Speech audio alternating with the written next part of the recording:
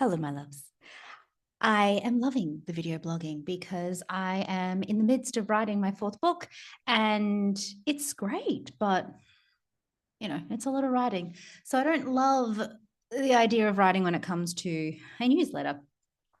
And it's interesting because sometimes, even as a writer, even as someone who, expresses themselves through writing, we often get tired, right? And it's funny because I have been finding that when I feel like this, the thing I want to do is reach for AI, reach for Claude. I have no problem with AI when it comes to helping us as humans, navigate sort of the masses and masses of information that are available to us, especially since I live in Portugal and I can't just go to the library and research what I need to research. I was, Googling dark matter and dark energy, and my local library, even though it is across the road from me, does not carry that kind of information, and certainly not in English. So for someone like me who does not have the privilege of access to all of this information,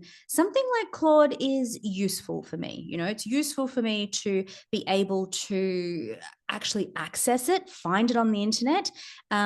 Because, yeah, I've been using Ecosia a little bit for my research, and I have been finding that Ecosia can't find what I need to. The search engine is just not there. And I literally searched for 15 minutes looking for my own article that I wrote years ago. And it couldn't find it. And using Claude, using Google, it found it really quickly. So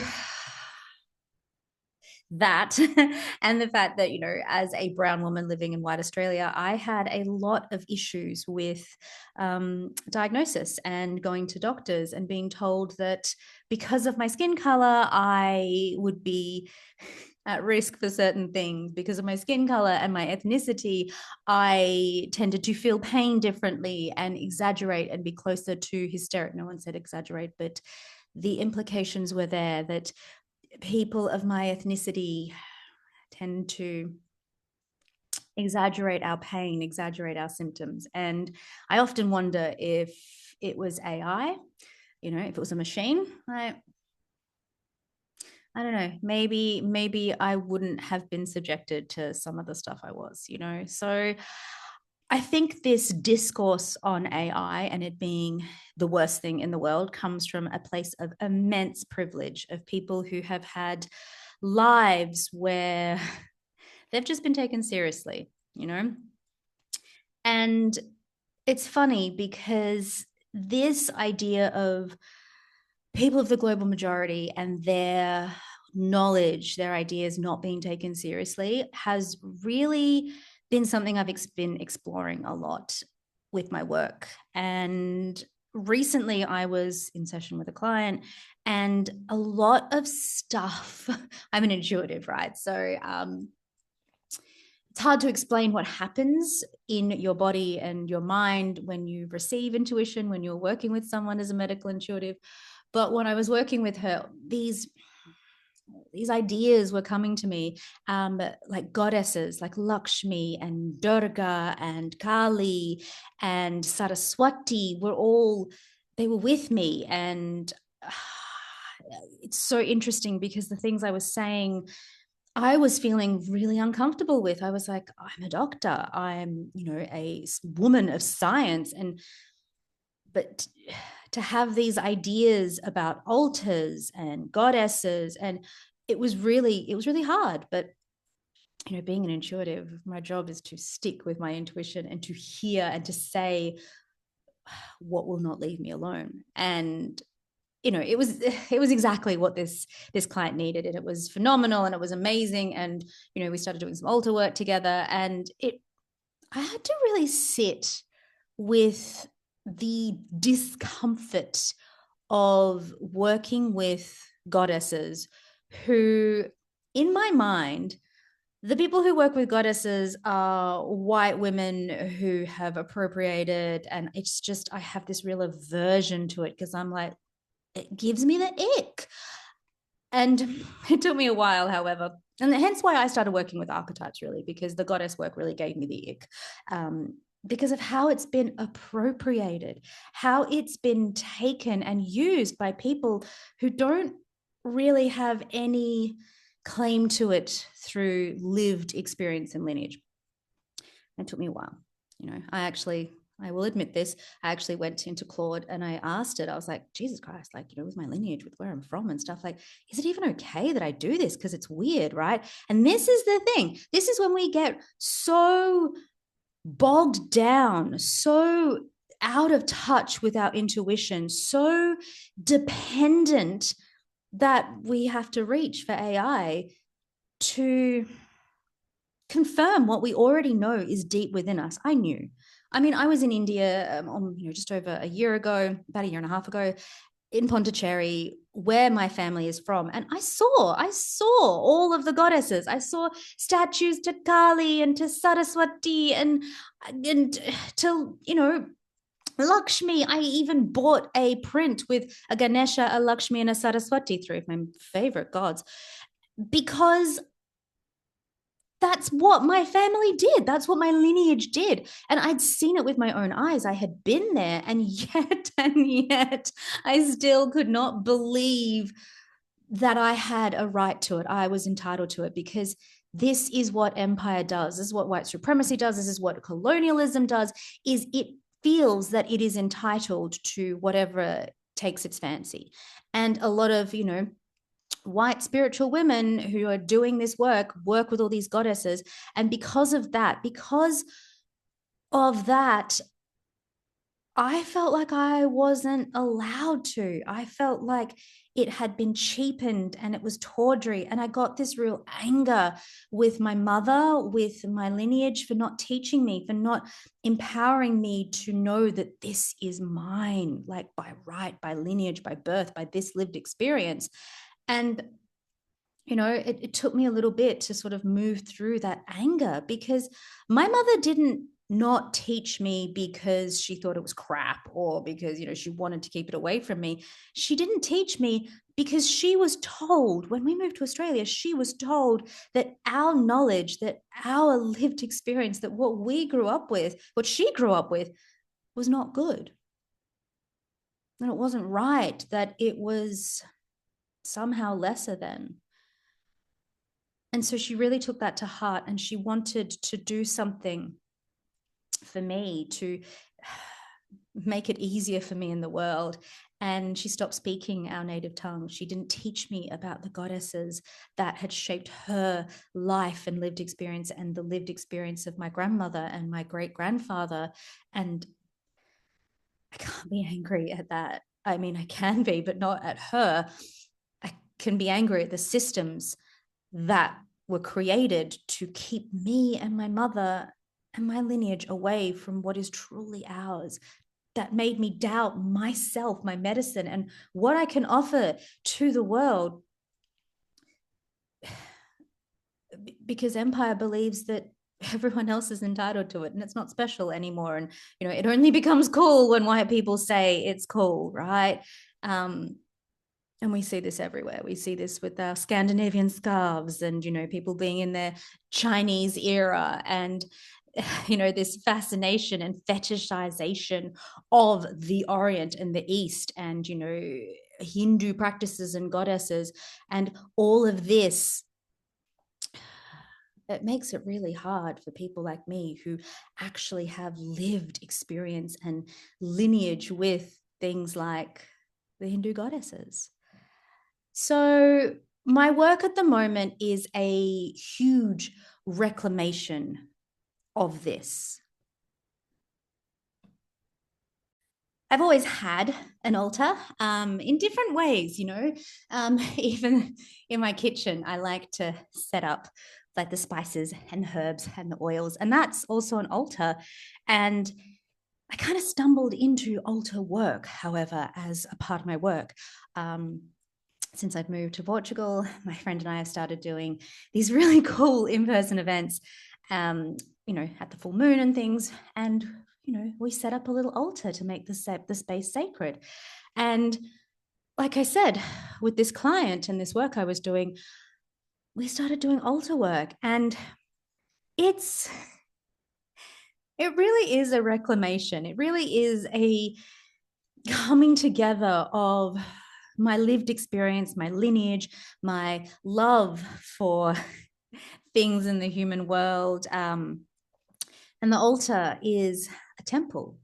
It is a representation of our energy work. And it's so funny because the more I was thinking about it, my lineage being Tamil Siddha, we speak of the body as the goil, the temple, right?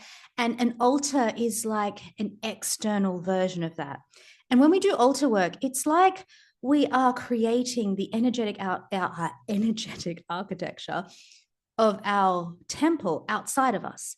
It is a representation of who we are, the work we're doing, and each thing we put on the altar is like it's like a tether. It's like another strut. It's a way that in the physical world we can represent what is happening to us energetically, and we can work on the layers of the energy body through the goddesses, through the altar work. And it's just a really beautiful, easy way that this work can be done. And I'm loving it. And I think it's really fun. You know, the work I do is it's not really fun most of the time, you know, unpacking all of these ideas of empire that have really embedded themselves in our causal body, you know, and have really shaped the way we live and who we are and what we think. And you know, this idea of feeling really disconnected, feeling the ick with the goddesses and the goddess work, I mean, that is a root contraction, that is a subluxation at the causal body that made me feel completely separate from what is really mine. And I think lots of us have that, you know, especially those of us of the global majority who have gone into very legitimate professions and have legitimized ourselves, that have rejected a lot of the things that were so important to us and our people so that we can be accepted and acceptable and palatable. And I'm done with that, honestly. Like, everyone can fucking choke. And so build your altar is a representation of this. You know, it is the work in the world that is a representation and a reclamation of who we are, who our traditions are, and how we can stop being so angry at the systems that stopped us being who we are. You know, my mum says that the greatest regret of raising me was stopping speaking our native tongue. You know, when we moved here, I live in Portugal now. When we moved to Australia, I was 3 and I spoke fluent Sinhalese and a little bit of Tamil. And she stopped speaking to me because they told her to, you know, because when we moved here, they said I wouldn't assimilate, I wouldn't become Australian. If I kept speaking, if, you know, we kept eating our foods and being who we'd always been. And my mother, I mean, what could she do? You know, she was a single woman, not very old. She was only just 30, God, with a child. She just wanted to do the best for me. And they said the best was becoming white, you know, putting on the cloak of white innocence and being exactly like them and giving up everything. And at 41 years old, I am finally understanding, you know, what that means really, and raising my children to be able to embrace all the parts of themselves, you know, Portuguese, Sinhala, Tamil, Australian.